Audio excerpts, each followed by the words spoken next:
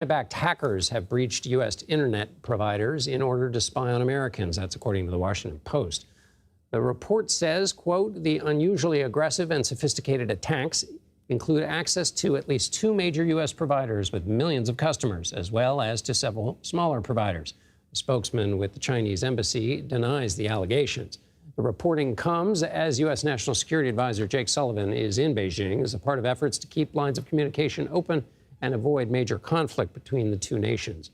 John Hultquist is the chief analyst at Mandiant Intelligence at Google Cloud. Thanks so much for being with us. What does this allegation suggest that these hackers can see into? I mean, can they now look at all internet traffic? What's the exact nature of the hack that's alleged here?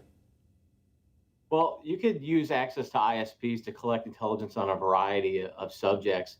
Really, what's going on here is, in a lot of cases, actors are trying to move upstream, right? So they want to hit organizations or companies or technologies that basically have customers so that they can leverage that access to move down to several customers and target their information.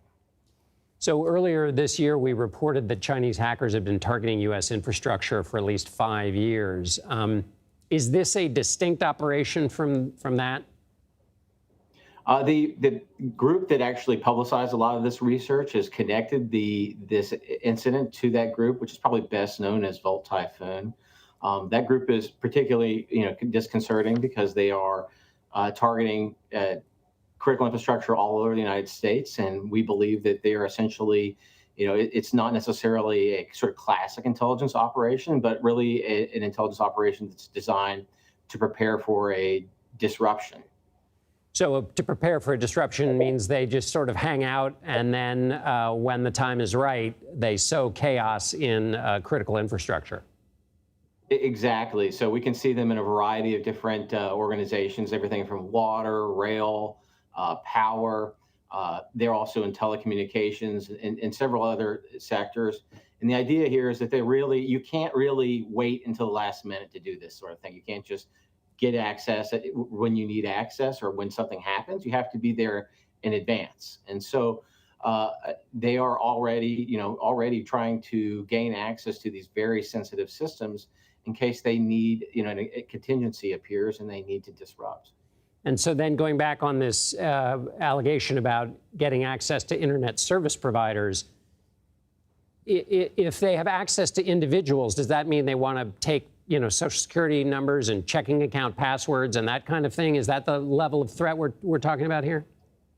Well, there's a variety of different reasons actors might carry out this sort of operation, right? The disruption operation is certainly one concern of ours, but these actors carry out intelligence collection against a variety of targets. They want to know, for instance, about the future policy. They target diplomats.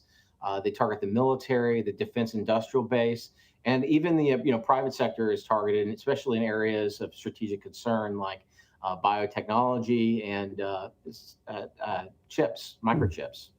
So, John, what's the broader goal here of China's efforts, or is it a multi-pronged goal? And have we seen any interference in the election process that the Director of National Intelligence warned us about earlier this year?